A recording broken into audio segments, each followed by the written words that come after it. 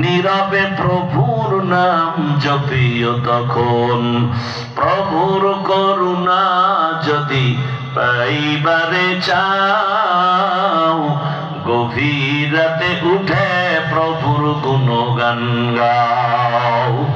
আমার আল্লাহ পাক রহমতের দরজা দিয়া ডাকেন, বান্দা তুমি গুনাহ করেছো কত বছর? কয়টা?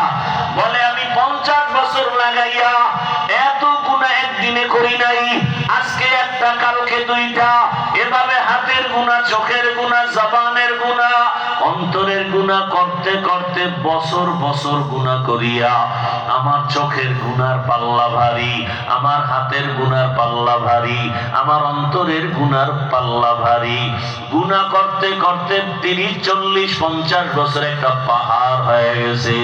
আল্লাহ বলে তুই গুনাহ করেছো 50 বছর লাগাইয়া, আমি আল্লাহর দরজায় এসে যদি চোখের পানি ছাড়িয়া একবার দিল খুলে ডাক দাও, ইয়া রব্বি গফিরলি,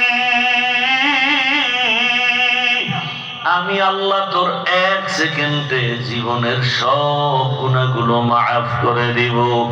এমন এক টাইমে আমি আসি যেই সময় আসমান নীরব, জমিনটা নীরব, গাছের পশু পাখিরা পর্যন্ত নীরব, ঘরের মানুষগুলো ঘুমায়, নদীর মাছগুলো নীরব, একটা কোনো আওয়াজ নাই। সমস্ত মানুষ এখন বেহুশ অবস্থা, ঘুমের মধ্যে, কোনো আওয়াজ নাই, নীরব সময়। আমি আল্লাহ তখন প্রথম আসমানে হাজির। ওরে বান্দা তুই ফজরে কোথায় তালাশ করো? আরে আমি মাওলা দাও পানি খাও, আমি মাওলা দাও সূর্যের আলো নাও। এখনো পর্যন্ত চিনো না সেই সূর্যের মালিককে। বান্দা তুমি গাছের ফল খাও, চিনো না সে ফলওয়ালা, ফলের মালিককে। বান্দা তুমি নদীর মাছ ধরে খাও, জানো না সে নদীর মাছ দেওয়ার মালিককে।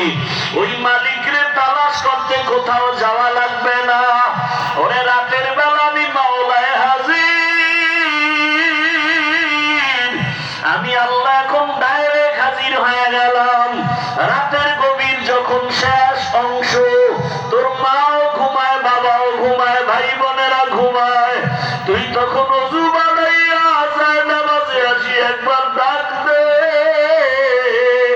অন্তর খুলে যদি ডাক দাও, আল্লাহ,